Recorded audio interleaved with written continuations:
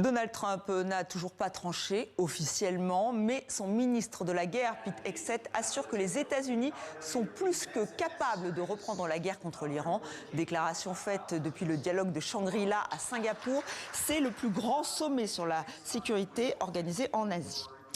Une guerre qui se poursuit au Liban. Malgré le cessez-le-feu, l'offensive israélienne s'intensifie dans le sud. Le Premier ministre libanais affirme qu'Israël ne parviendra pas à la sécurité avec sa politique de la terre brûlée. Je le cite, il affirme aussi que les négociations avec Israël sont la voie la moins coûteuse pour son pays. On fait le point avec Jules Lalanne-Larieux. Le sourire de Benyamin Netanyahou ne trompe pas. Je dois vous dire que les résultats obtenus ici sont très impressionnants.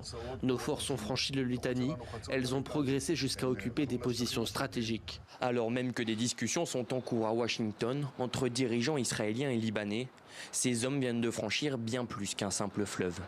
Ils viennent de franchir une ligne stratégique historique. Situé à 30 km au nord de la frontière israélienne, le fleuve marque la limite au nord de la zone tampon, aussi appelée zone de défense par les autorités israéliennes et délimitée sur cette carte par la ligne rouge.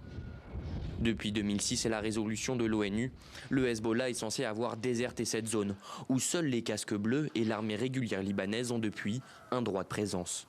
Une résolution que bafoue aujourd'hui Tel Aviv, un choix militaire assumé par le Premier ministre. Nous intensifions nos opérations au Liban. Nous déployons d'importantes forces sur le terrain et allons nous emparer de positions stratégiquement avantageuses. Nous renforçons la zone tampon de sécurité afin de protéger les communautés du nord d'Israël. Une question reste désormais en suspens. L'armée israélienne va-t-elle continuer de progresser sur le territoire libanais ?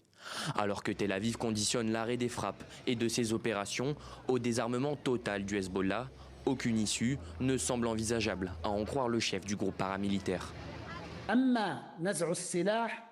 Le désarmement signifie priver le Liban de sa capacité de défense ainsi que de la capacité de la résistance et de ce peuple ouvrant la voie à l'anéantissement. Selon les autorités libanaises, les opérations de l'armée israélienne au Liban auraient fait près de 9000 blessés et auraient coûté la vie de 3000 personnes.